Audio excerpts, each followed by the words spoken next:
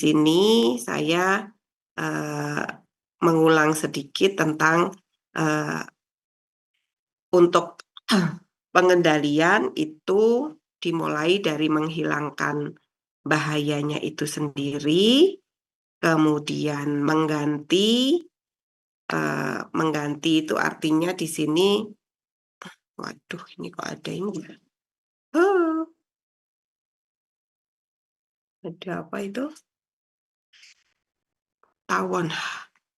Terus engineering control di sini itu setelah itu administrasi kontrol, baru personal protection equipment. Nah, ini adalah kalau misalnya meremove hazard nggak bisa, mereplace nggak bisa, kemudian mengisolate orang agar berjarak dengan bahaya juga udah nggak bisa dilakukan. Makanya di situ yang terakhir adalah dengan personal protective equipment.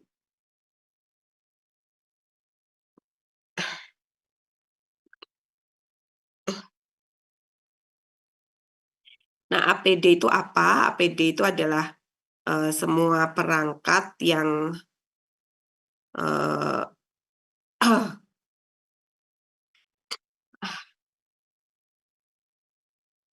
yang digunakan oleh tenaga kerja pada saat bekerja maupun di lingkungan kerja untuk melindungi bagian tubuh dari pekerja, sebagian atau seluruh tubuhnya, sehingga tidak ada potensi bahaya yang bisa mengganggu dia dan juga terhindar dari kecelakaan kerja. Itu adalah definisi dari APD. Nah, jenis APD di sini ada banyak ya, mulai dari yang dari untuk menghindari yang ada di lubang tubuh kita itu kan untuk saluran pernafasan, kemudian mulut, ada telinga, ada organ vital kita yang terbuka ya. Itu pelindung bisa diklasifikasikan untuk melindungi pernafasan, mata dan muka, pendengaran, tangan jari, kepala, tubuh, dan kaki. Materinya udah saya beri di situ semua, yang mana semua APD ini harus bisa melindungi pekerja itu secara efektif, kemudian nyaman. Kenapa nggak nyaman? Kalau nggak harus nyaman, karena kalau tidak nyaman itu tidak dipakai. Mungkin teman-teman di sini bisa membedakan ya, kalau kalian misalnya pakai helm aja. Kalau helmnya itu yang bagus sama yang helm yang enggak, itu panasnya terasanya bagaimana. Itu akan berbeda. Kemudian harus lulus uji, memenuhi standar.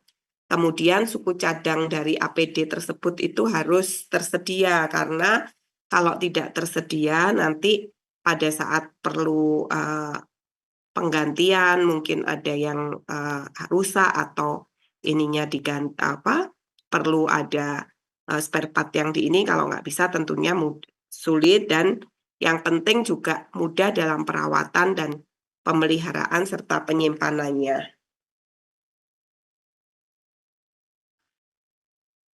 Bentar ya.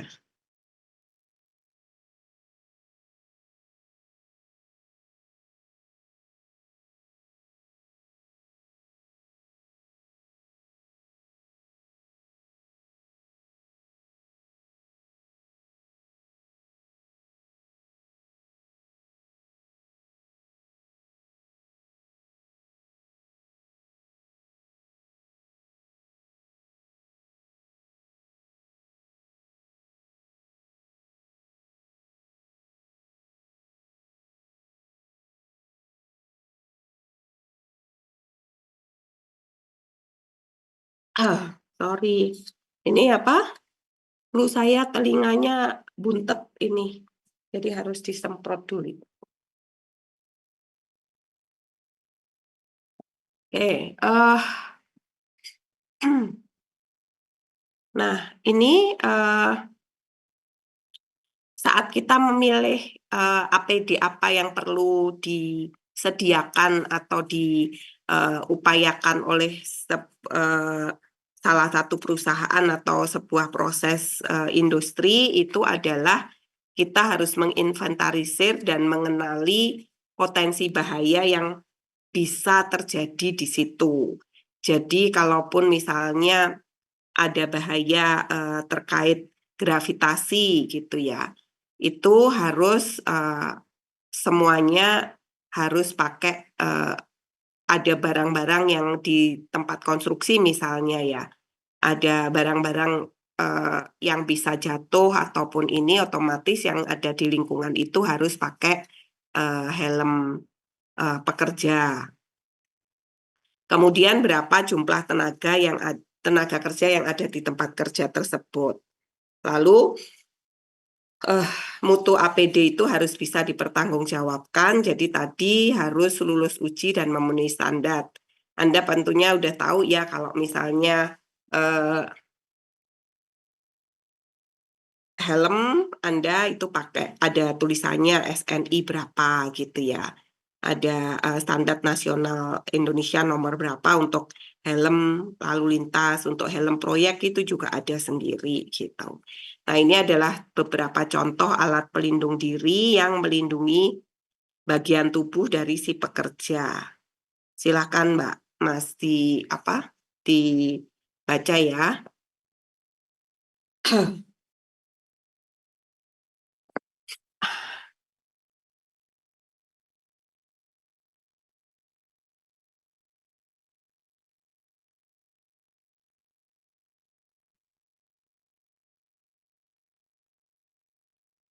Lalu di sini pemakaian APD itu juga harus dilengkapi dalam sistem manajemen K3-nya itu kalau misalnya pakai APD harus dilengkapi dengan beberapa SOP yang dalam pemeliharaan APD itu juga harus benar. Jangan sampai APD itu karena tidak dipelihara menjadi kehilangan fungsinya gitu ya. Misalnya helm yang tidak ngeklik gitu ya. Kalau misalnya Anda pakai naik sepeda motor, kemudian terjadi kecelakaan, kalau enggak benar-benar ada di kepalamu ya bisa terlempar helmnya sehingga itunya tidak bermanfaat.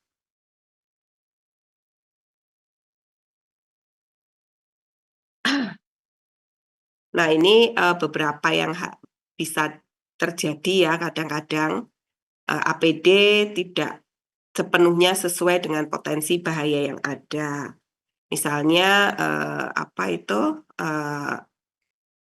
yang harusnya dia pakai safety shoes gitu ya. Safety shoes-nya itu seharusnya tidak bisa kalau pakai yang yang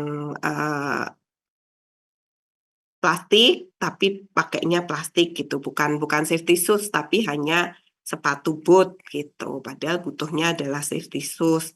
Nah, itu kan juga nggak cocok, bahayanya apa, dipakainya apa gitu. Kemudian kurangnya pelatihan, pemakaian belum optimal. Kalau ada kunjungan atau ada eh, audit baru dipakai. Kalau nggak ada, nggak dipakai itu juga jadi masalah. Kemudian di sini pengujian mutu tidak diperhatikan dengan benar. APD hanya asal ada tapi tidak dilihat apakah dia sudah sesuai dengan ininya apa enggak, apa itu sudah sesuai dengan mutu yang ditetapkan atau enggak gitu. Itu juga harus diperhatikan. Nah, ini beberapa contoh pemakaian APD yang tidak sesuai ya, yang seharusnya di sini Anda bisa mengidentifikasi itu pakai Bapak ini di sini ini mungkin sering kita lihat ya, ada orang di pekerja-pekerja konstruksi rumahan gitu, itu apa, nggak pakai APD apa, seperti ini. Kemudian di sini itunya apa, pakai pelindung kepala tapi modelnya seperti ini. Terus ini pakai masker tapi maskernya pakai plastik.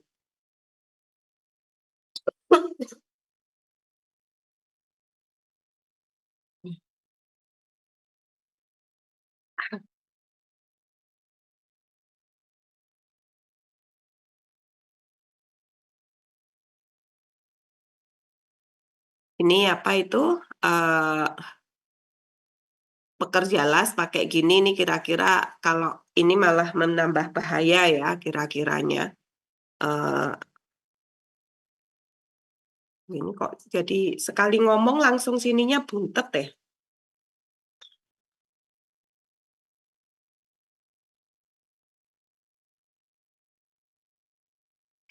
Nih, bisa Anda identifikasi ya kira-kira apa itu yang nggak pasnya yang mana. Nah, untuk apa itu, yang pasti kalau penggunaan APD tadi yang saya sebut selain dia harus cocok, harus ini, pelatihan kesadaran itu penting sekali ya bahwasanya kadang-kadang, bahasa yang digunakan untuk memahamkan pekerja di level yang, bawah misalnya dengan tingkat pendidikan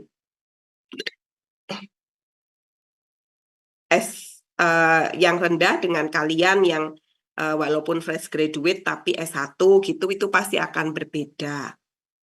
Jadi, bahasa yang digunakan untuk menjelaskan bahaya, kemudian bagaimana pentingnya APD itu sangat sangat perlu. Kalau gambar seperti ini earplug-nya di sini, kemudian helmnya di sini, ini kan memang yang bersangkutan ini rambutnya memang sepertinya itu ya yang, kayak rambut gimbal gitu ya, tentunya menjadi tidak efektif gitu. Nah, saya mulai dari apa, APD yang, untuk melindungi kepala, itu ada banyak macamnya. Eee, untuk, proteksi kepala itu ada hard hat, di sini itu, ada beberapa jenis juga gitu ya.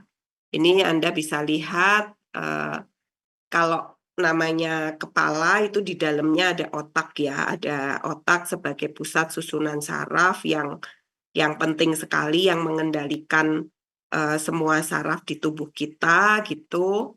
Nah itu apa itu, harus dilindungi dari potensi-potensi bahaya seperti kejatuhan, benda berat seperti ini, itu juga juga, sangat ini. Nah, kemudian apa, kejatuhan, terus kemudian bisa juga apa itu, ada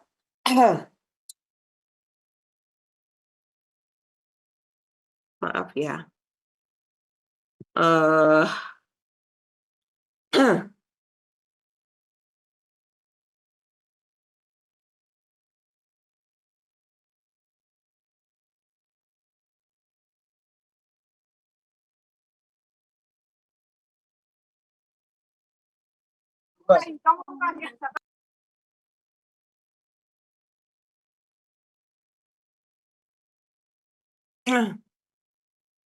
ini apa itu, eee,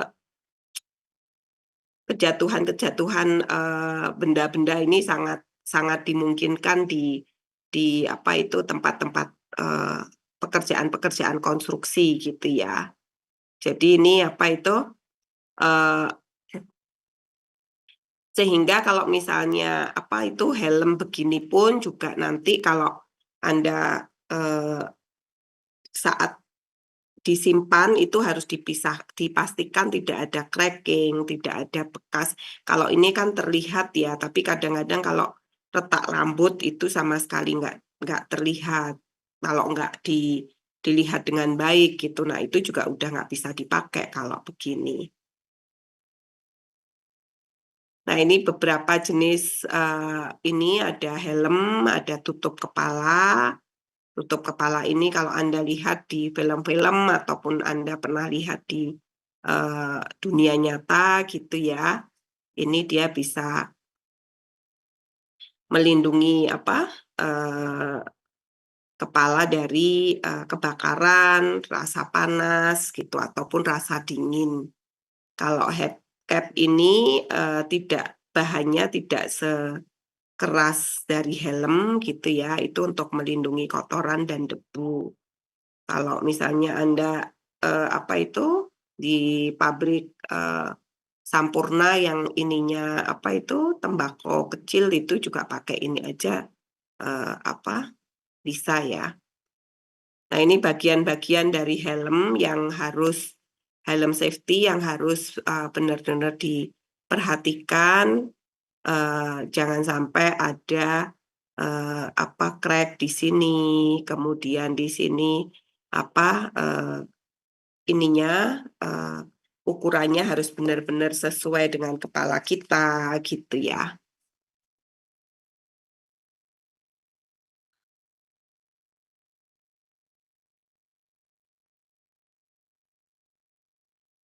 Sebentar sebentar.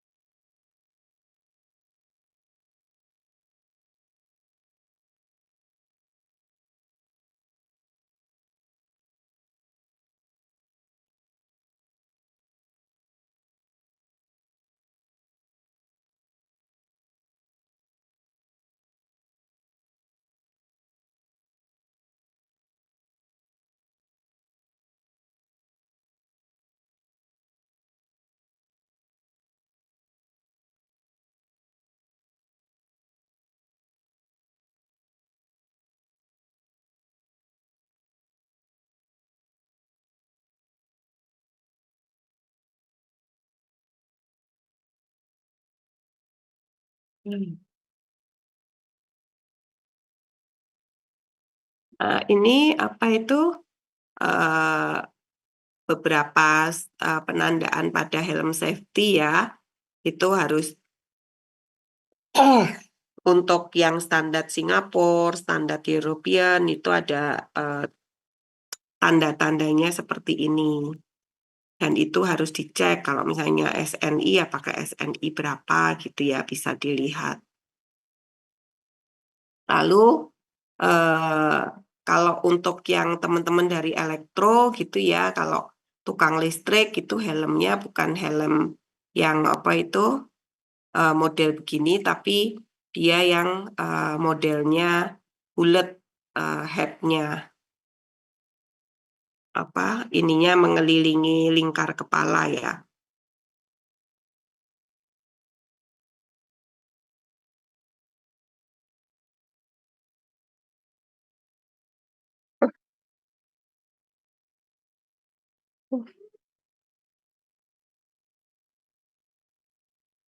Oke, yang, pump cap, oke.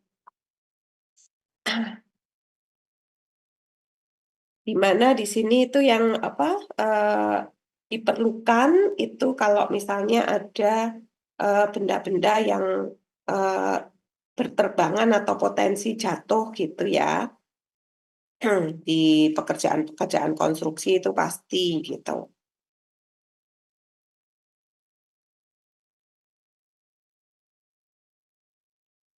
Di apa itu kalau misalnya di apa, eee, ini di perkebunan apa di bukan perkebunan, di industri-industri ini logging ya, itu juga harus dipakai.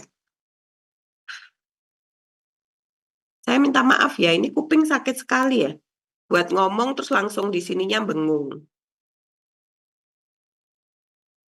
Oke, saya, apa itu, percepat aja ya, materinya udah saya buka belum ya di Classroom, Mbak, Mas? Coba dicek, Mbak. Udah bisa di-download.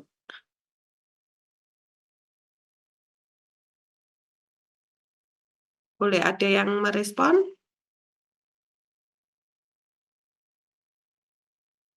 Oke, makasih ya. Heeh. Nah, ini tadi apa itu? Untuk me apa,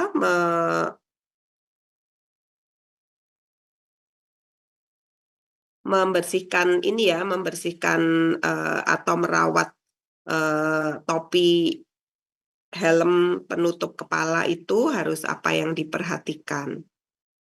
Jadi, kalau memang perlu dicuci, ya harus dicuci gitu ya. Kemudian untuk melihat, jangan sampai di situ ada kotoran, ada bahan-bahan kimia yang mungkin bisa selain merusak, topinya juga bisa berbahaya juga kalau misalnya di situ ada bahan-bahan kimia yang bereaksi sama, itu terus menjadi ini.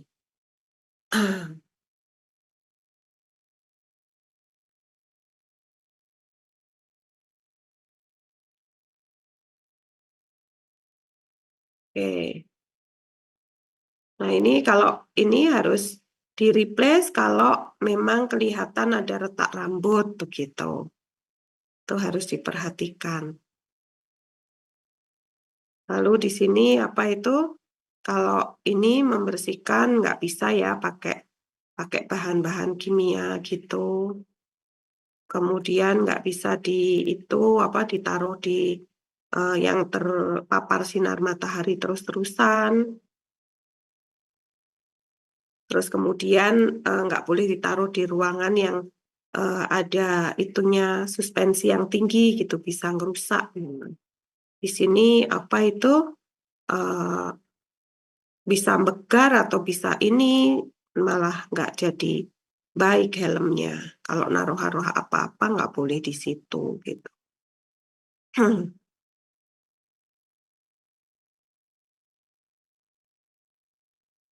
Oke, ini Anda bisa baca ya.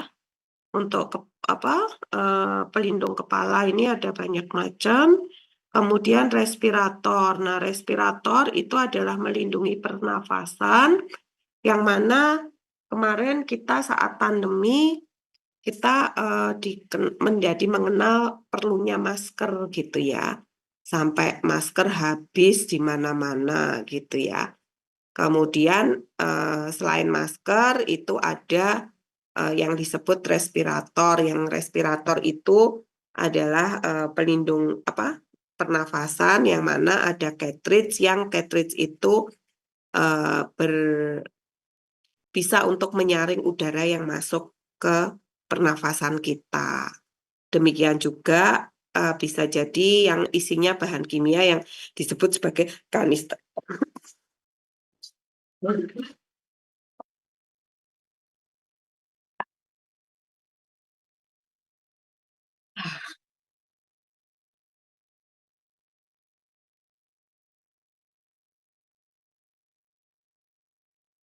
Oke. Jadi ini kalau masker ya kemarin kita waktu waktu apa, ini jadi tahu apa itu, masker-masker yang untuk menyaring, debu, kemudian kalau kita misalnya, kita melindungi jangan sampai ada virus ini masuk, itu harus pakai masker yang seperti apa, kemarin kita udah belajar banyak di antara karena pandemi. Nah, ini Anda lihat Bapak ini kalau nggak pakai masker, nggak pakai pelindung mata itu mukanya udah bedaan kayak gitu ya. Nah, eee, untuk pekerjaan-pekerjaan apa kira-kira yang mengharuskan memakai masker ya, Mbak dan Mas? Bekerja di mana saja? Silakan tolong chat.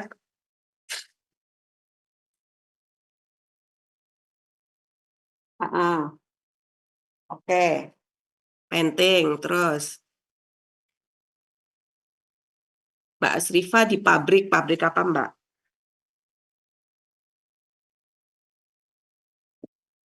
Tenaga medis, bidang kesehatan, oke.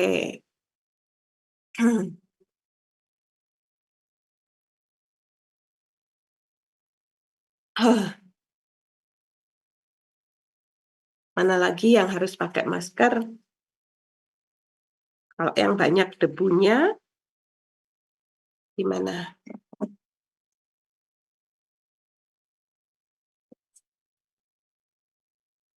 Kalau misalnya Anda kerja di restoran, masak gitu ya, terus orangnya lagi flu kayak aku gitu, itu banyak sekali masakan yang bisa jadi ini loh, nularin udah.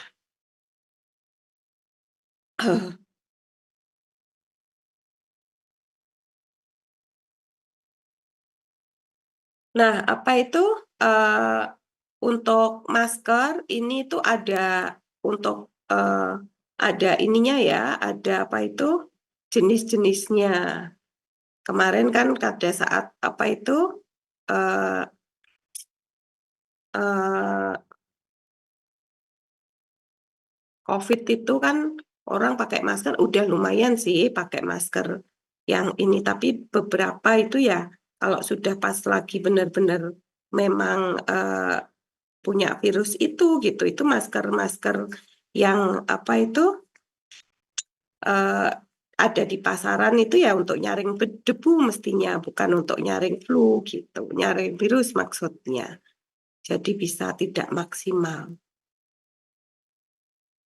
Ini apa itu, bisa dilihat ya di sini apa yang bisa yang bisa saring oleh, eee masker tersebut.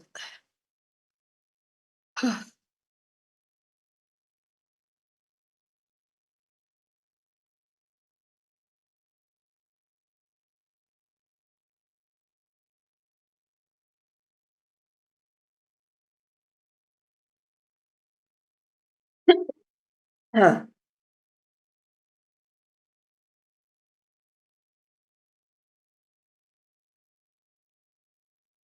eh,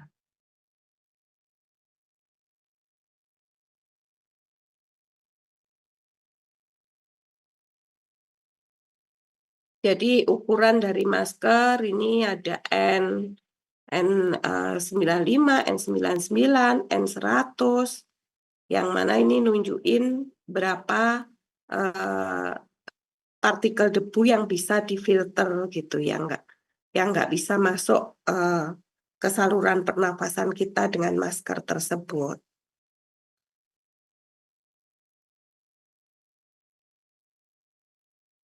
Nah, ini apa itu, eee,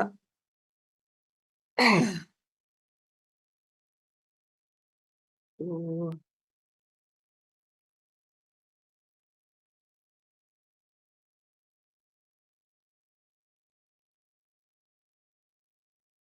wah,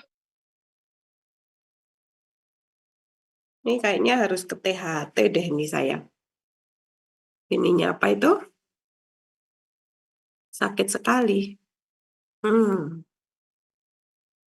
Nah, eee, kemudian ada respirator. Nah, ini juga ya kalau misalnya ada beberapa pekerjaan itu yang melarang pegawainya itu pakai apa apa ini namanya, jambang ya, pakai kumis dan apa ini yang di bawah ini apa? Bahasa Indonesianya jambang bener ya?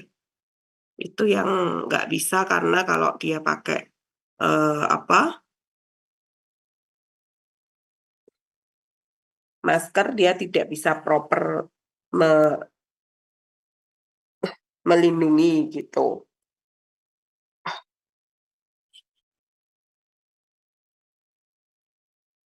Nah ini apa itu kalau untuk mengetes itu mengetes apa itu, masker itu efektifnya di mana, ini dengan alat ini ya untuk melihat kalau dia dipaparin, apa, dengan konsentrasi berapa, kemudian yang masuk itu berapa, itu bisa keukur. Lalu bisa juga ini di-replace ya bagian maskernya, di-replace ini tentunya ada itunya, ada apa itu syarat-syaratnya. Nah, kadang-kadang, itu apa, eee, saat kita masker itu tidak berfungsi dengan baik gitu ya, itu bisa, bocor gitu ya, terus kemudian bisa membuat, kita menjadi lebih ini, eee, ber ini tubuh kita bereaksi. Nah, ini tadi kalau masker yang untuk di sini ya, untuk menutup hidung dan, mulut saja, tapi ada juga yang di sini itu harus fully, face respirator. Jadi semuanya ketutup sampai bagian mata kita. Kalau yang respirator yang ini, itu dia cuman sama dengan masker. Nah, ini kalau tadi masker itu tidak ada ini respiratornya, kalau ini ada. Yang mana di sini tuh ada cartridge-nya yang untuk menyaring udara yang masuk ke ini kita, ke saluran pernafasan kita. Ada juga yang, di sini, eee, purifying respirator perlu ada, oksigen ditambahin udara gitu. Itu juga, dimungkinkan. Terus kemudian, nah ini, respirator ini itu adalah sebagai, eee, untuk penyaring ya, chemical atau bahan-bahan kimia ataupun debu yang, dari udara tersaring di sini. Karena itu tadi cartridge juga harus eee, ini kan dalam, waktu tertentu.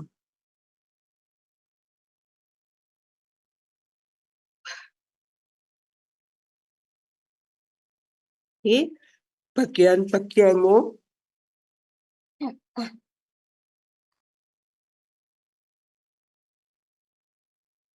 bagian-bagian dari respirator ya.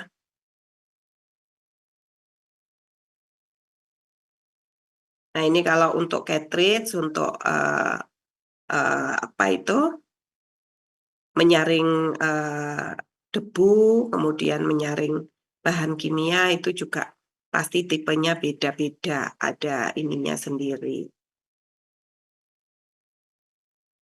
Nah, coding ini itu berlaku internasional ya, untuk warna-warna.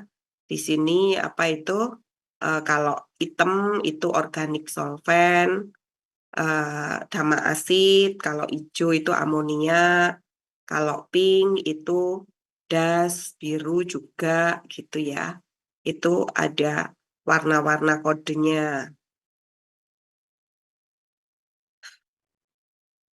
Ini mengganti cartridge itu juga harus, rutin, sebelum dia, apa itu, habis fungsinya itu harus sudah diganti.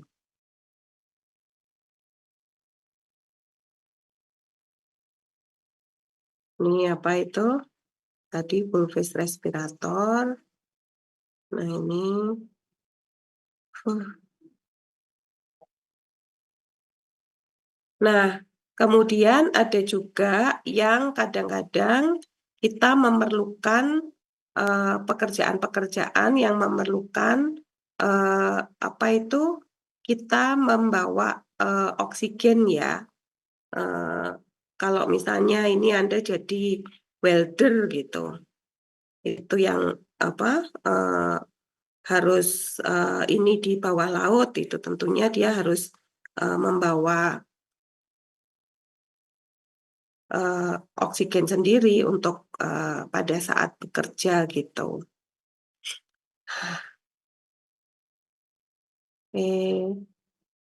Ini apa itu, eee, beberapa yang nggak boleh dan boleh untuk dilakukan ya untuk respirator. Ini harus dicoba dulu juga kalau kita misalnya mau make itu, eee, kita bisa bernafas dengan enak dan, bisa mengeluarkan nafas dengan baik gitu. Ini caranya membersihkan juga harus hati-hati, tidak bisa sembarangan. Cara menyimpannya juga tidak boleh suka-sukanya gitu ya. Nanti kalau suka-sukanya terus kena debu, kena bahan kimia apalagi itu bisa ini jadi harus di tempat tertentu. Nggak boleh seperti ini digeletak-geletak. No, tapi beberapa kita lihat juga masih gitu kalau misalnya ini di beberapa industri yang pernah saya masuk. Nah, ini kalau ini adalah airline respirator yang bawa oksigen ya. Jadi karena ini ada yang modelnya begini, ada yang begini. Beberapa pekerjaan kalau eh, melakukan pekerjaan tertentu bisa harus pakai ini karena kalau nggak pakai nggak meyakinkan bahwa dia ada oksigen yang terhirup gitu. Oke. Nah, itu bisa jadi ada oksigen defisiensi ya. Kita tahu oksigen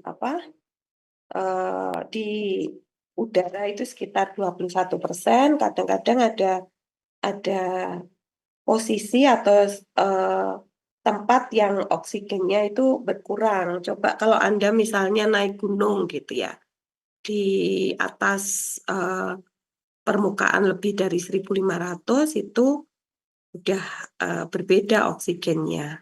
Kan membuat Anda juga semakin nggak nyaman. Karena itu harus ada latihan dan sebagainya. Kalau kita memang Anda mau naik gunung ya tidak bisa serta-merta. Nah, ini oksigen defisiensi itu bisa mengakibatkan efek yang luar biasa. 16 sampai 19,5 itu kelelahan yang cukup tinggi, yang luar biasa gitu ya. Kalau 12 sampai 16 bisa terus untuk ini menjadi berkurang untuk bernafas gitu ya. Bahkan kalau 6 sampai 8 itu bisa kolaps, bisa koma gitu ya.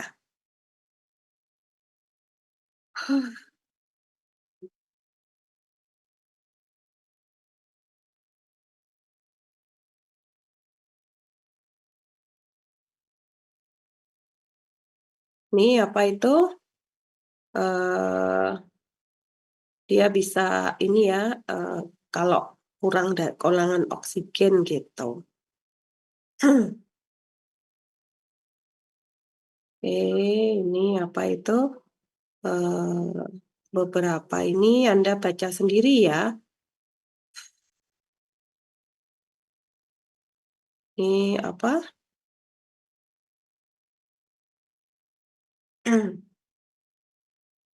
Bisa apa itu? Respirator ini banyak sekali itunya, jenis-jenisnya gitu. Anda bisa baca sendiri ya, ini kupingku bengung terus ya Mas, Mbak. Sakit.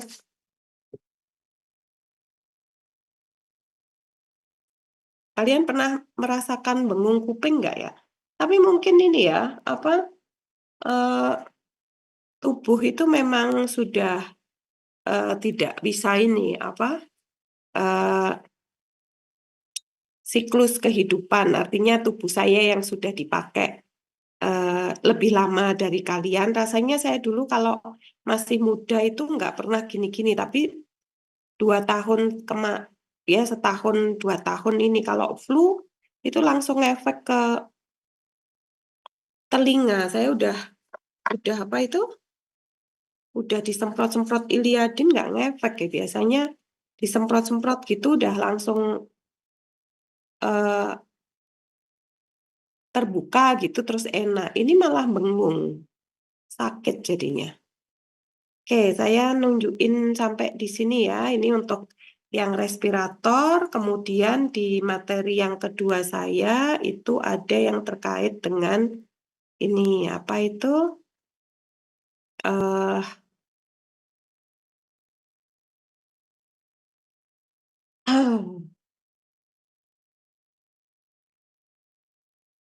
Tangan, pelindung apa itu? Pelindung eh, kaki, pelindung eh, sarung tangan itu juga modelnya juga macam-macam ya, bukan hanya apa itu eh, satu jenis gitu, itu ada banyak jenisnya.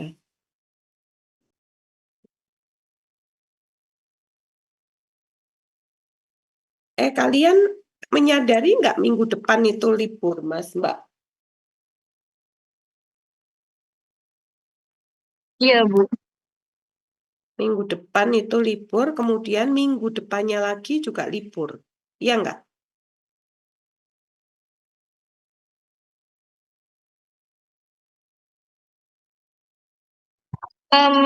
Kurang tahu sih, Bu, kalau minggu depannya lagi.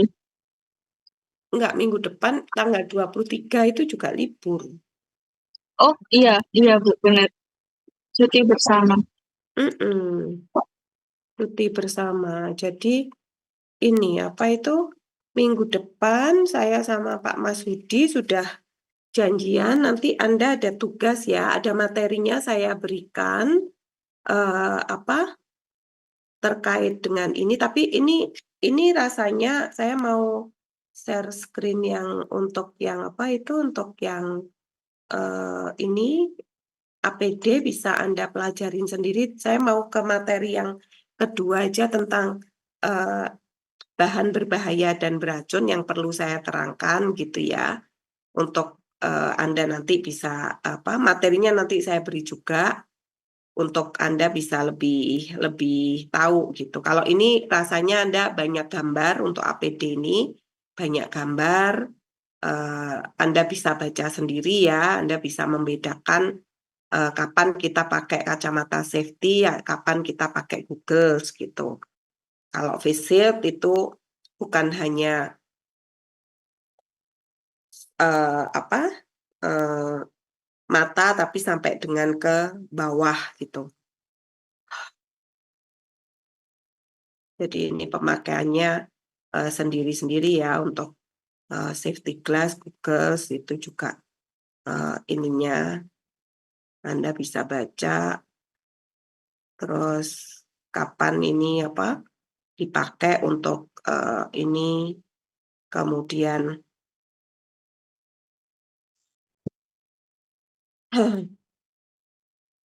bisa source-nya untuk eh, terhadap mata itu apa saja di sini bisa Anda lihat ya.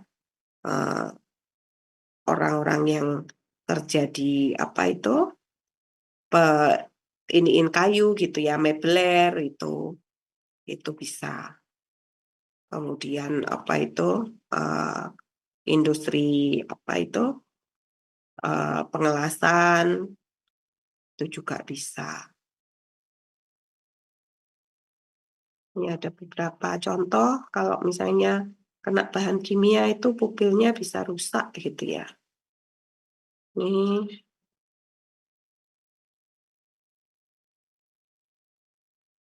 terus apa Google ini facial apa gimana maintenance-nya. Kemudian setelah telinga ini kuping ya. Eh, Kuping itu ada yang earplug, ada yang earmuff. Kalau earmuff itu yang gini, kemudian earplug yang dimasukin ke lubang telinga untuk menyumbat dan menutup itu jadi beda. Penggunaan earplug dan earmuff itu juga dilihat lagi dia harus pakai apa gitu. Misalnya pakai Google, kalau pakai Google terus dia pakai earmuff ya nggak bisa kan, susah ya. Jadi pakai pelindung telinganya ya pakai earplug misalnya. Jadi harus disesuaikan ininya apa itu dengan APD yang lain.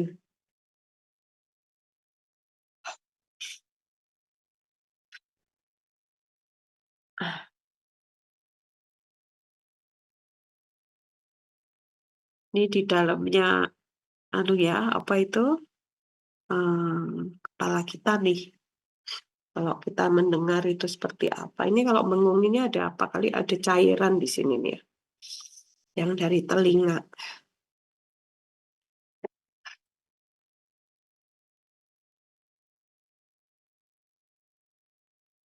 Oke, ini Anda bisa kemarin yang kebisingan ya, earplug itu yang dimasukkan ke telinga kita, yang ini earplug, earmuff gitu ya. Kemarin saya apa itu di apa di menginap di salah satu hotel waktu saya ikut training gitu. Nah, itu eh, ada perbaikan ternyata gitu ya, yang dikerjakan malam gitu. Nah, itu dia minta maaf dengan bahasa yang baik, terus ada earplug-nya gitu, sama ada apa itu permen-permen gitu. Jadi kita dikasih hadiah gitu ya. Dan ternyata ya memang enak. Earplug-nya dipakai, kita tidurnya nyaman karena di bagian saya memang terdengar kalau nggak pakai earplug gitu. Jadi apa ini? Nah, kalau ini ear cap, jadi ditutup di apa ini ya, di apa menutupi tapi bentuknya seperti ini. Ini perbedaan yang antara earplug sama earmuff, apa yang bisa dipakai apa enggak.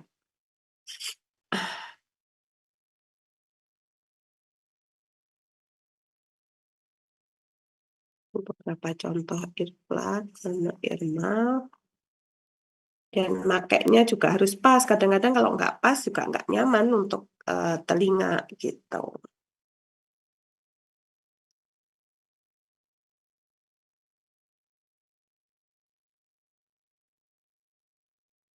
Nah, setelah telinga ini melindungi tangan ya.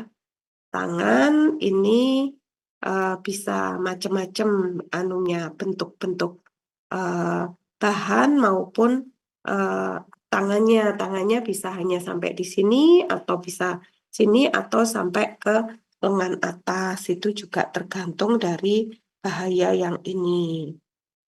Ini beberapa gambar yang ini ya, yang menunjukkan kalau misalnya kita nggak pakai pelindung tangan itu bisa menjadi ini. Nah, sarung tangan itu ada kalau eh,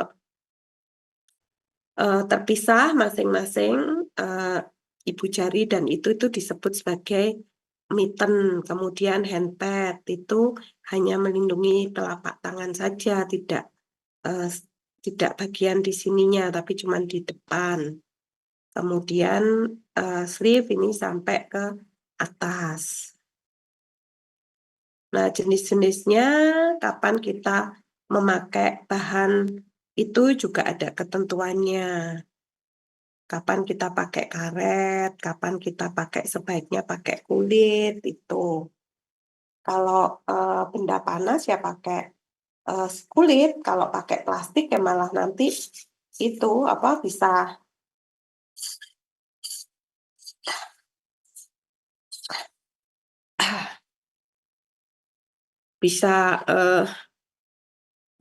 malah ndeleder ya kalau kena benda panas gitu.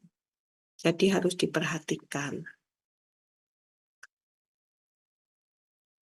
Ini apa itu glove ini bisa ini. Terus juga kalau dingin ya, misalnya kita bekerja di tempat dingin ya memang harus pakai sarung tangan gitu. Ini beberapa tipe dari glove itu.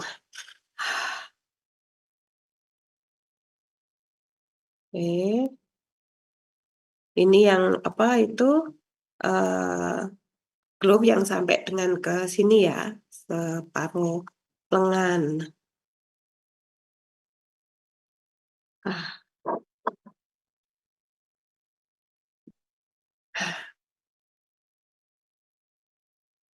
nah, cukup enggaknya tangan, maksudnya ukuran tangan tuh juga ya, kalau misalnya kamu terlalu sarung tangannya terlalu kecil, tangannya kegedean ya bisa sobek, bisa nggak nyaman. Tapi kalau tanganmu lebih kecil dari sarung tangan ya bisa oblok-oblok gitu ya, bisa jatuh sarung tangannya.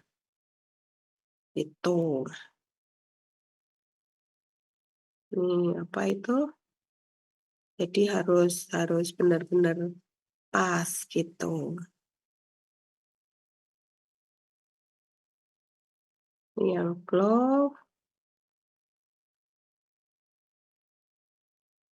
udah banyak tipenya, Anda bisa apa baca ya. Kemudian glove kalau modelnya begini itu yang misalnya terbuat dari kaos ataupun terbuat dari kulit itu ya tentunya tidak sekali pakai gitu ya. Tapi kalau ini Anda pakai apa itu glove untuk di apa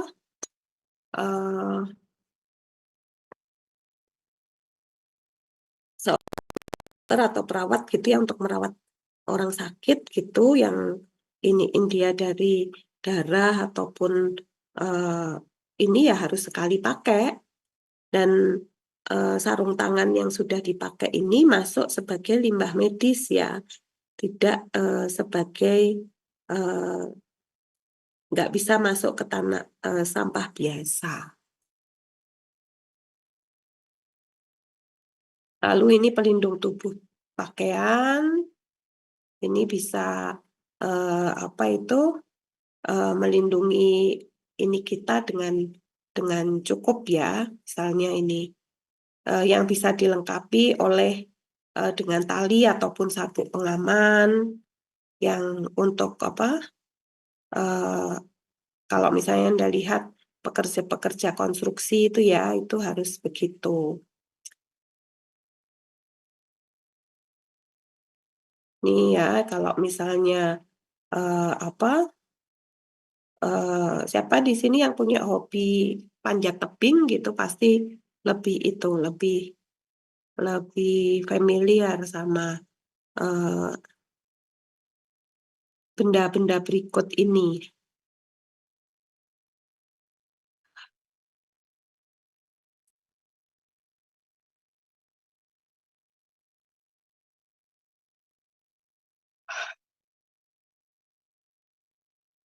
Ya, jadi ini apa itu? Uh,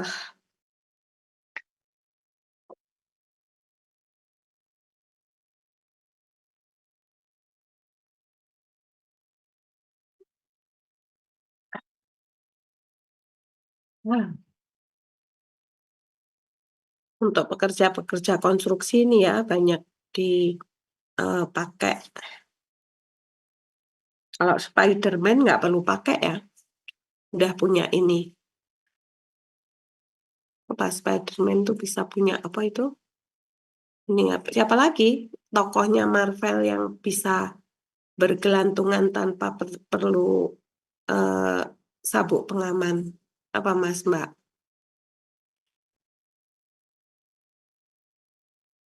Ayo dong kalian jawab dong di chat itu paling nggak biar merespon saya loh.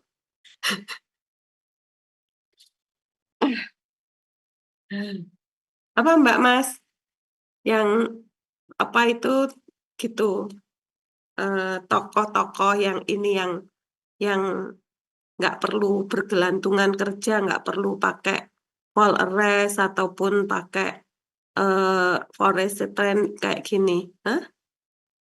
Siapa selain Spider-Man? Apa nih? Siapa nih yang jawab? Oh, Huluk. Huluk ya enggak Huluk tapi ya Huluk karena besarnya atau Mas. Kalau yang Iron Man bisa terbang, oke.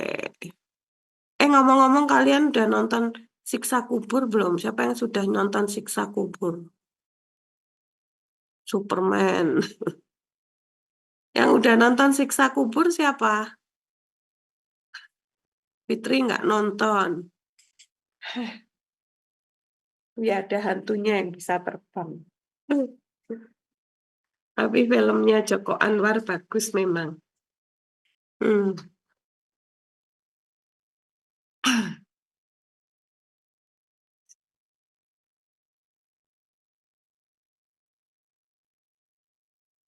Endron nontonnya sama siapa?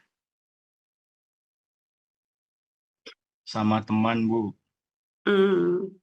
Kamu nutup mata apa melihat terus? Saya ini, Bu, nutupin mata pakai jaket, Bu. Takut, Bu. Ya. Oke, siapa yang pengen jadi itu? Pengen jadi apa? Sutradara kerja di film gitu. Kebetulan kalau Joko Anwar tuh saya kenal sebagai pribadi. Dia itu SMA 1 Medan, temennya sepupu saya. Jadi saya pernah ngobrol-ngobrol sama dia beberapa kali. Kalau pas pulang ke Medan, Lebaran biasanya terus ketemu. Memang ini sih dia dari muda tahu apa yang dia mau. Nah, kalian pun juga demikian ya. Harus ini apa itu? Punya itu, punya apa? Mimpi yang besar. Biar itu, biar ini dan punya cara untuk mencapainya. Mm-mm. Oke, jadi ini aku menghibur diriku ini loh, apa? Bengung. Ah, oke, ini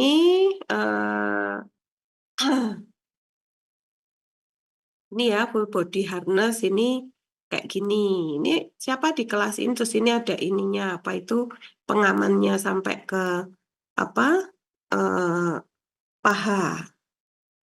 Siapa di kelas ini yang ada yang suka olahraga ekstrim? Ada yang suka ngetrail, suka itu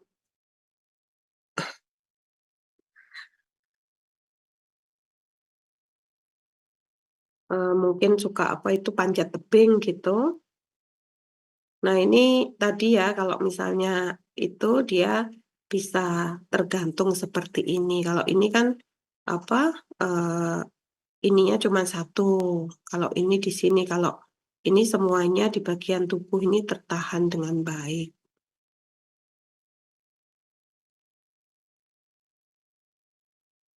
Ini ada beberapa, lalu ada apa itu ini lain ya untuk menahan eh, tali dari itu tadi harus benar-benar aman untuk bisa dia juga ini. Kalau talinya salah ya salah gitu, malah malah jadi lepas.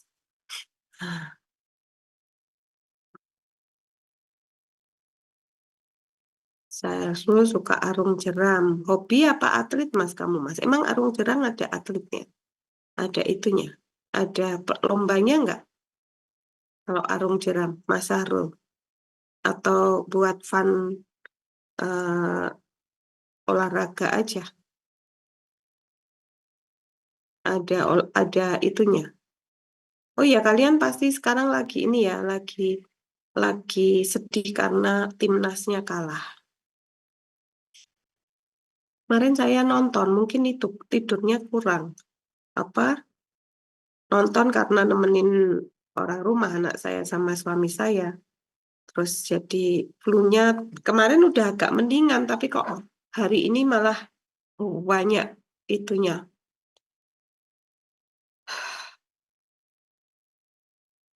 banyak ingusnya, terus ininya bengung terus. Oke, ini bisa Anda lihat-lihat ya. Yang penting di sini Anda tahu, oh prinsipnya kalau misalnya ini untuk apa gitu. APD ini untuk apa? Nah, ini juga apa itu huk-huk ini penempatannya, ininya juga harus benar-benar diperhatikan. Ini Bapak, ini yang di sini gitu ya, yang perlu diperhatikan.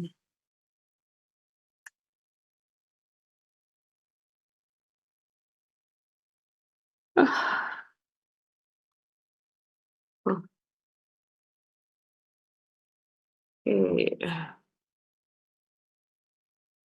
Ini banyak itu apa yang bisa ini. Nah, yang terakhir ini adalah perlindungan terhadap kaki. Safety shoes itu juga sangat penting ya untuk dipakai.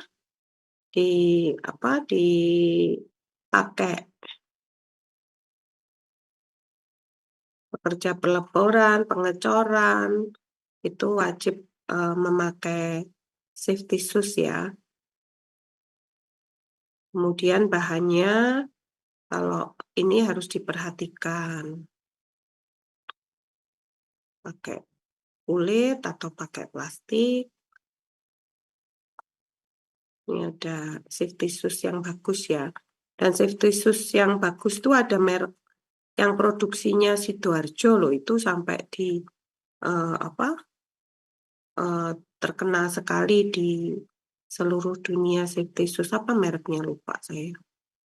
Saya pernah ini. Oke, itu yang APD ya, materinya sudah ada di situ. Ada pertanyaan Mbak dan Mas? Silahkan.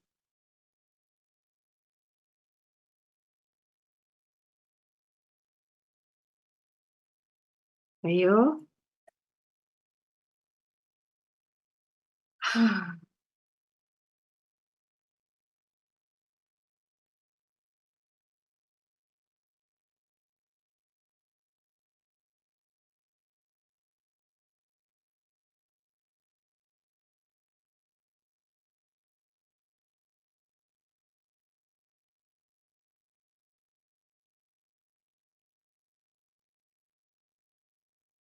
Nah, oke, ada pertanyaan? Oh, ya.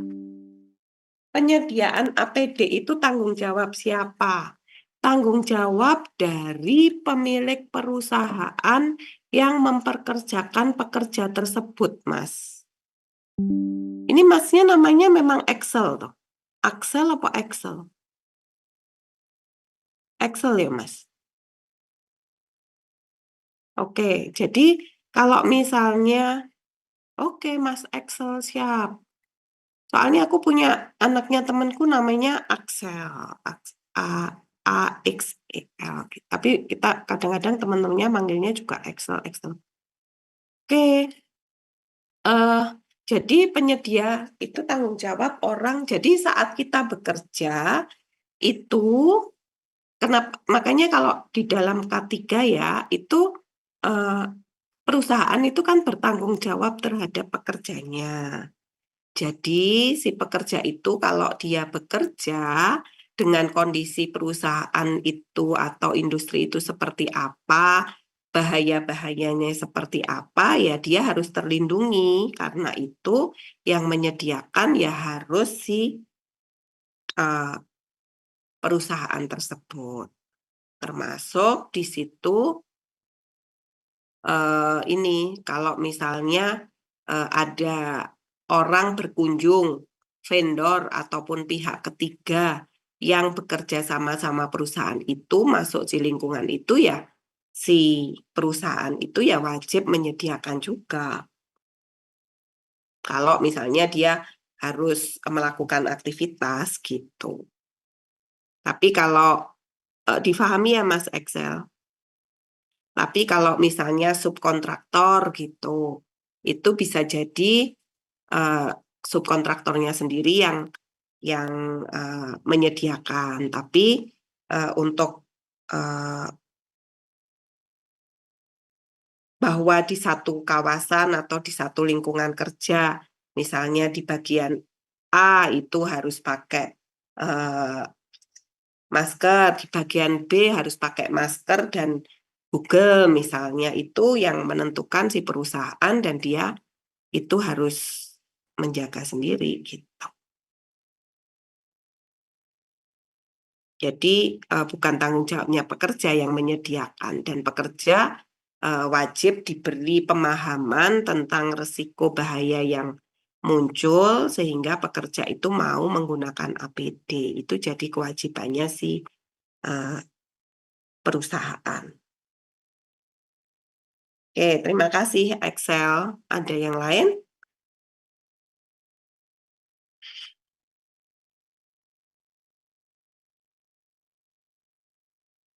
Nah, apa itu? Makanya itu dalam penyediaan APD itu juga harus cukup ya, jumlahnya juga harus cukup, karena kalau nggak cukup sama jumlah pekerja ya salahnya si perusahaan itu kalau misalnya pekerjanya nggak pakai. Gitu.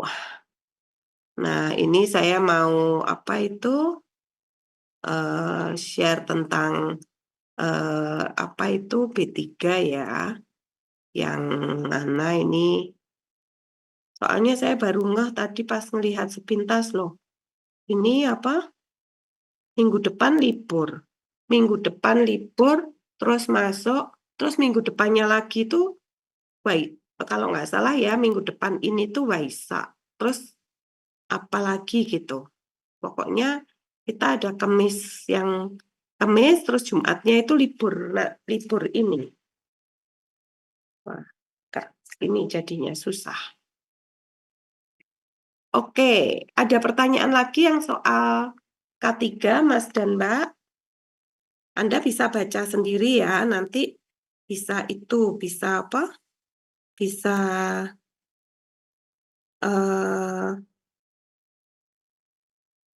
dibaca sendiri.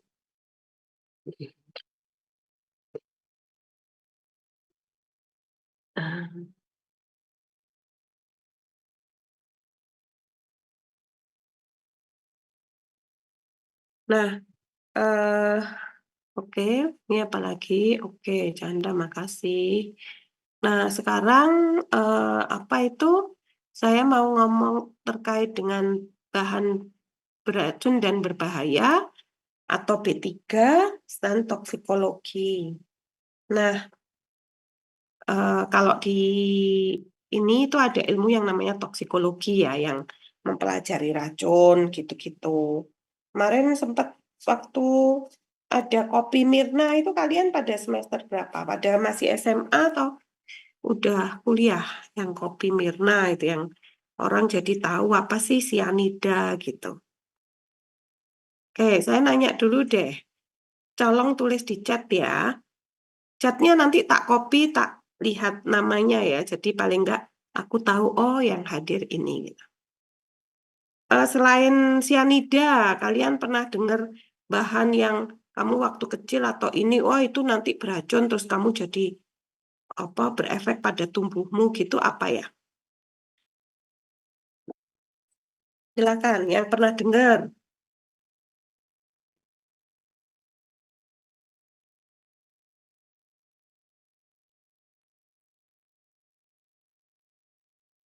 Timbal, oke.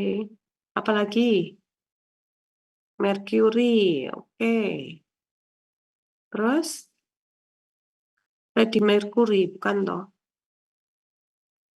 Asam sulfat, arsenik, formalin, boraks. Apalagi? Oke, ya itu semuanya.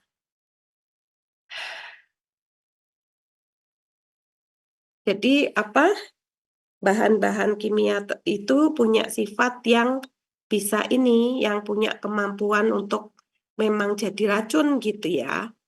Kalau ada beberapa senyawa kan kalau kita kebanyakan itu tidak fatal gitu. Tapi kalau ini sifatnya dia biasanya terakumulasi di dalam tubuh. Artinya kalau kita masuk ke tubuh kita itu dia nggak mau keluar, ngendon nih. Ngendonnya di mana? Tergantung dari senyawanya, ada yang suka senyawa ngendonnya di paru-paru kita, ada yang sukanya ngendon di ginjal gitu ya. Terus kalau misalnya dia nggak mudah untuk kita bisa misalnya keluarkan dengan ini tertentu gitu, keracunan terus dikeluarkan gitu, nggak semudah itu gitu ya. Kalau bahan beracun dan berbahaya itu. Nah, saat masuk itu di tubuh kita itu masuknya lewat ini ya, lewat mulut, kemudian pernafasan itu yang jadi portal entry yang paling besar gitu ya. Kemudian efek pemaparannya bisa kronis, bisa akut. Kalau yang tiba-tiba itu yang kronis apa yang akut ya Mbak Mas?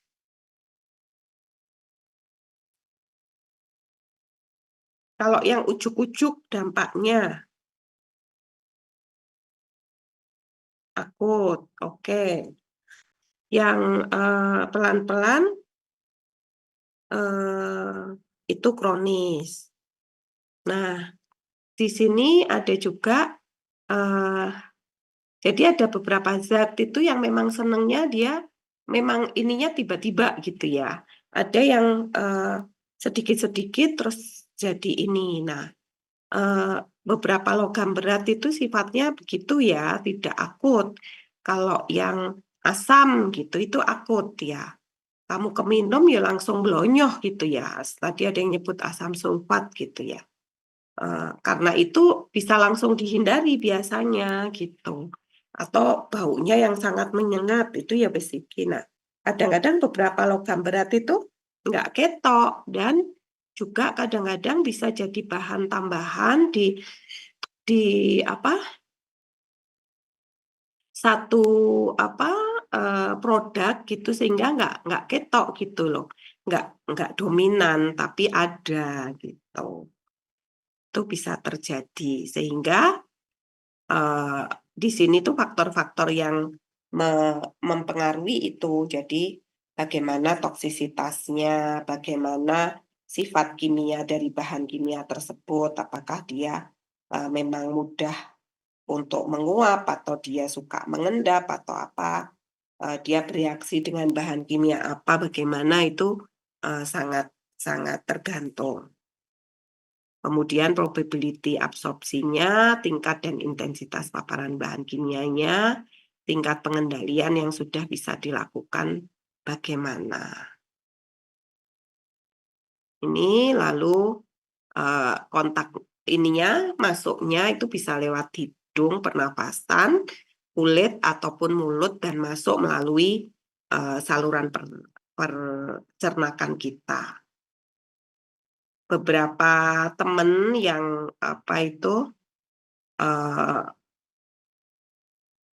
oh ya, saya mau nanya deh, mungkin saya nanti mau share deh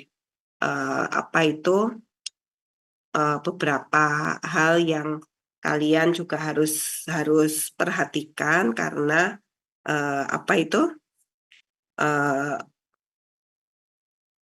hobi kalian karena ternyata kebetulan ada mahasiswaku yang lagi meneliti tentang limbah rokok vape sebagai limbah elektronik gitu ya.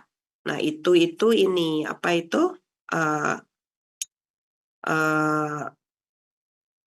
sangat berbahaya. Jadi kalau kalian yang sekarang lagi senengnya vape itu dikurangi karena bahayanya ternyata lebih bahaya dari rokok ya karena di situ ada banyak banyak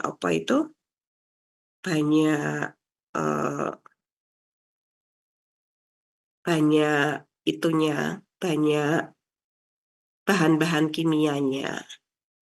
Ya, nanti tak taruh di classroom deh biar silahkan dilihat ya. Dan sebagian besar itu seusia kalian gitu ya. Yang maksudnya ini mahasiswa saya aja kemarin saya coba random gitu ya, ternyata banyak yang pakai.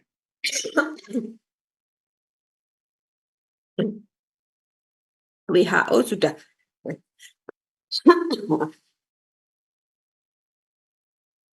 udah banyak penelitian tentang itu gitu.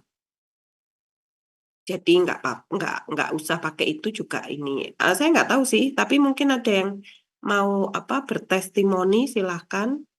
Di sini kalau misalnya vape itu membuatmu lebih apa gitu, silahkan. Boleh kok kalau berkenan. Kalau nggak berkenan ya nggak apa-apa. Tapi benar itu Pumpung di sini bahas itu, kalau Anda googling juga gampang, efek itu bisa sangat bahaya. Nah, ini yang besaran intensitas dari zat toksin itu tergantung pada ini. Sekali lagi namanya manusia itu berbeda. Jadi di sini ada usia, jenis kelamin, berat badan, kemudian ras itu mempengaruhi sekali bagaimana perjalanan racun itu di tubuh kita gitu ya. Lalu berapa konsentrasi racun yang kita minum itu juga ya. Kombinasi dengan yang lain. Kita sudah keracunan sesuatu, kemudian kita juga ada bahan kimia lain yang sering kita konsumsi, makanya itu juga malah bisa memperburuk gitu. Lalu kecepatan ekspresi, siapa yang mungkin pernah keracunan kerang atau keracunan, saya pernah keracunan itu itu yang di kupang. Dulu waktu masih mahasiswa baru makan kupang, terus mungkin kenapa ya saya nggak tahu. Wah, itu luar biasa sampai dibawa ke rumah sakit, sampai dikeluarin semua itu dan nggak enak sekali. Sejak itu saya setiap orang walaupun ngomong kupang itu enak atau apa, menurut saya udah nggak mau lagi. Nah, ini kalau bahan berbahaya dan beracun itu kalau di peraturan itu adalah ini ya, yang sifat atau konsentrasinya atau jumlahnya bisa mencemarkan, merusak lingkungan dan ini. Nah, itu biasanya simbol-simbolnya adalah simbol seperti ini.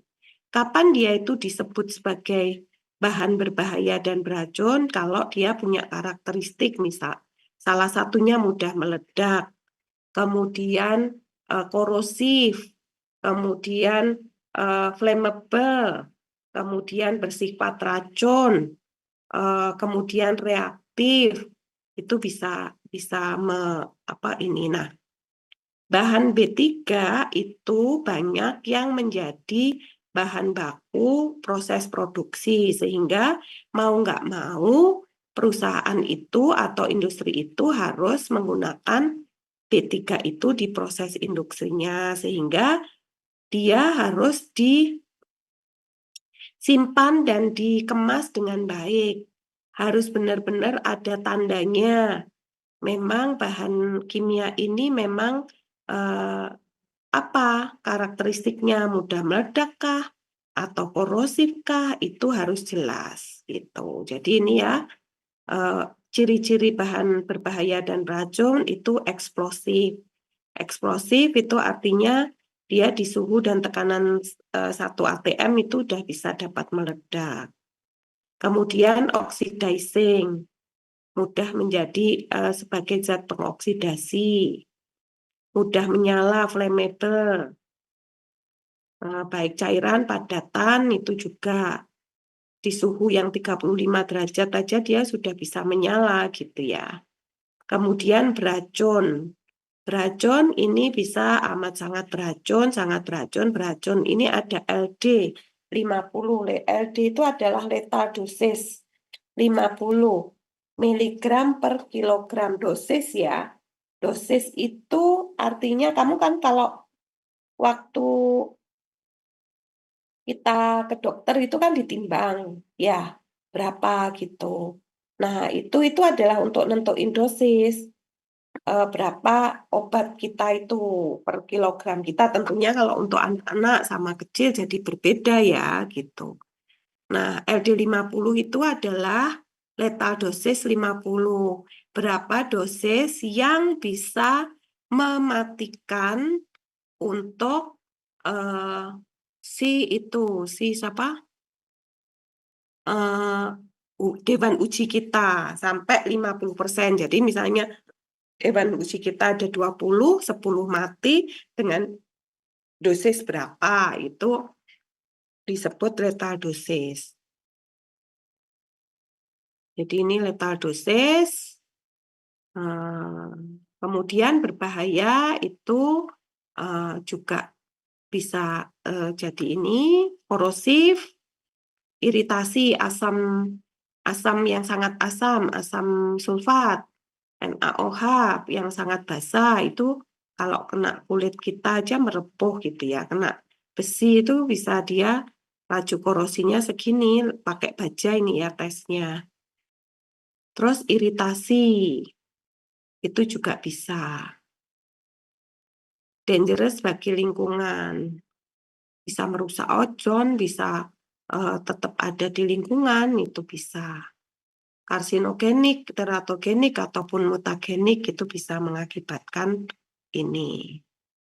Jadi ini beberapa simbol dari bahan berbahaya dan beracun ya, bisa mencemari lingkungan, flammable, reaktif, beracun, ya itu. Nah, kapan kita tahu bahwa bahan yang mana kita kerja itu masuk B3 atau enggak? Kita orang yang memproduksi atau memakai bahan itu harus tahu bahan yang di mana dia bekerja. Makanya ada yang disebut sebagai SDS atau MSDS. Dulu namanya MSDS, tapi sekarang SDS ya, Safety Data Sheet. Nah, ini apa itu? Safety Data Sheet itu siapa yang harus punya? Harus tahu semua orang yang memproduksi, semua orang yang ngangkut, yang nyimpan dan mengedarkan B3 itu harus punya tahu lembar data keselamatan bahannya tersebut. Jadi isinya apa sih? Sebenarnya SDS itu identifikasi bahasa, cas, terus kemudian sinonim, rumusnya, klasifikasi bahan, kata peringatan, pernyataan bahayanya seperti apa, piktogram, pernyataan tindakan, deskripsi, dan jika ada ini tuh harus bagaimana, misalnya ada apa itu kecelakaan harus bagaimana, tumpah harus diapain, itu sangat ini. Nah, untuk SDS itu ada rankingnya 0 sampai 4. 0 itu kalau nggak apa-apa, 1 penyebab iritasi, bahaya kesehatan, bahaya kebakaran, dan bahaya reaktivitas. Ini yang membuat apa itu dia jadi ada kode-kodenya ya. Kalau yang 3 berbahaya serius tapi nggak sampai mengakibatkan kematian, itu tingkatan dari SDS ini. Jadi ini bahannya ya, kalau 4 itu jadi dari logo ini itu menunjukkan ini health hazard, fire hazard, reactivity. Nah ini tadi ya, kalau 4 itu mudah meledak, sensitif terhadap panas ini. Fire hazard ini segera menguap dan terbakar langsung makbus gitu. Nah, health hazard itu juga ini. Nah, ini biasanya di sini ada begini, lalu ini sifat dari bahan kimianya seperti ini. Ini apa itu? Di dalam SDS biasanya ada ini. Jadi ini bahaya kesehatan, bahaya ininya. Jadi di dalam SDS itu ada ini ya, ada itu. Sekarang saya pengen coba deh Anda cari Bentar.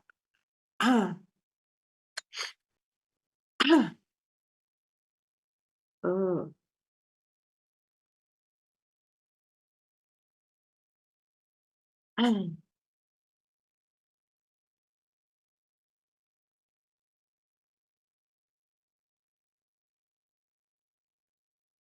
Hmm.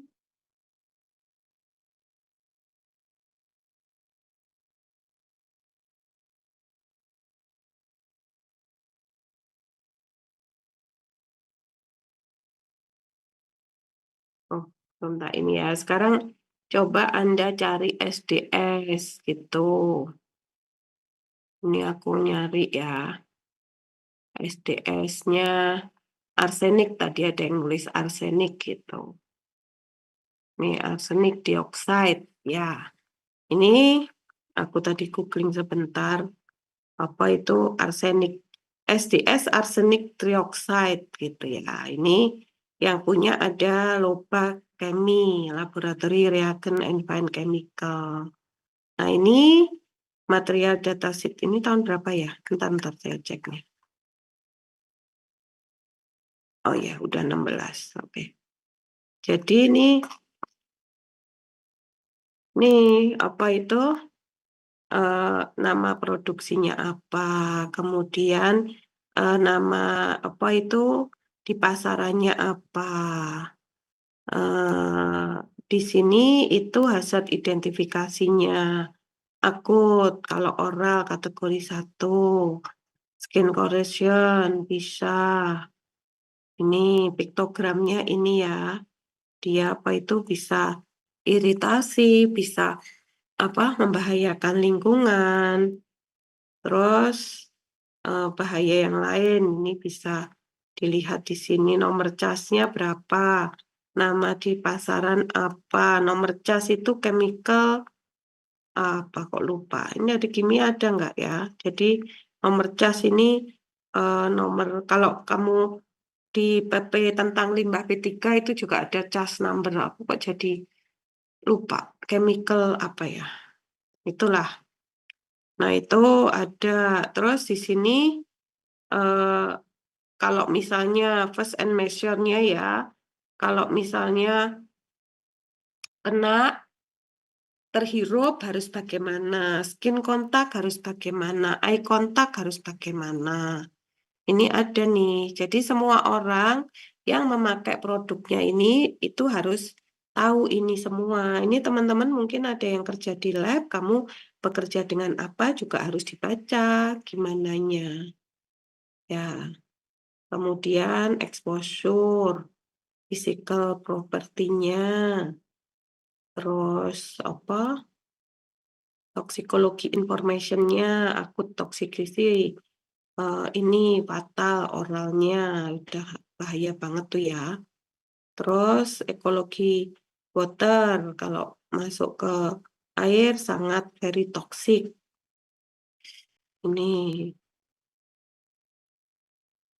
Ini jadi apa? Transport hazard ini di dalam saat dia ditransport harus diangkut tuh harus ada kode-kode kayak gini.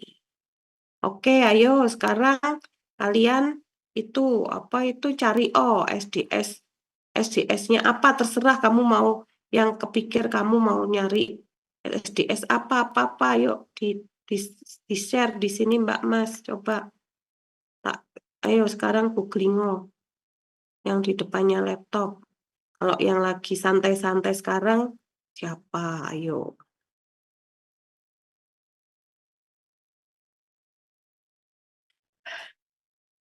Ngomong-ngomong, ayo cari Mbak Mas. Kalian bisa itu. Silakan langsung, ini boleh share siapa aja boleh kok. Coba. Jadi semua bahan itu ada. Kamu nyari OSDS-nya. Apa yang bahan yang kamu tahu itu apa itu? Fiksal. Nah, fiksal pembersih lantai.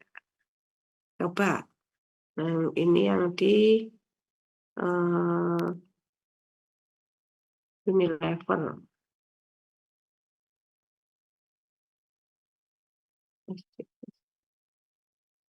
Oh, Wipul ini kok kabar. Oh, ini nih, Wipul. Nih, Wipul ini juga ada safety data sheet-nya. Wipul. Itu kamu kalau handling nggak boleh diminum ya, karena di situ ada apa ini. Jadi nggak usah nyoba-nyoba minum Wipul. Karbol tuh loh. Ayo Mbak Mas, siapa yang mau? Silakan. Yang mau nge-share.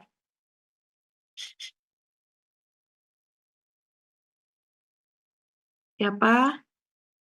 Silakan Mbak Mas cari SDS sekarang googling terus tampilkan di situ.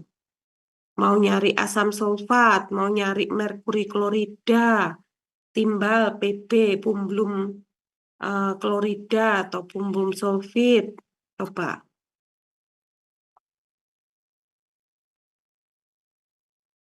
Ayo. Nanti tak catat loh yang mau share.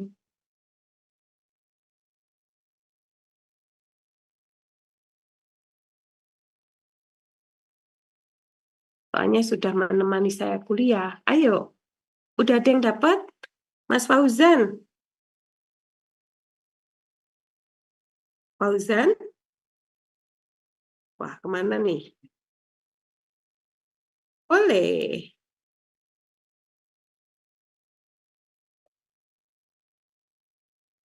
Boleh, Fauzan.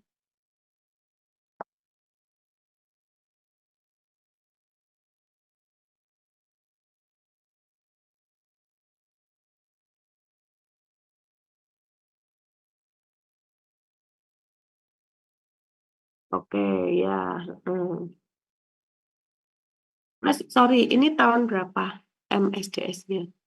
2019. Oke, ya. 16 biasanya. Apa informasinya? Oke, ya.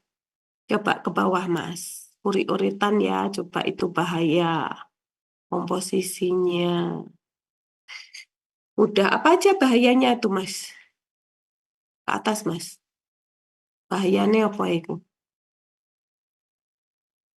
Ini loh. Mudah terbakar. Heeh. Heeh. Ya, bahayanya itu.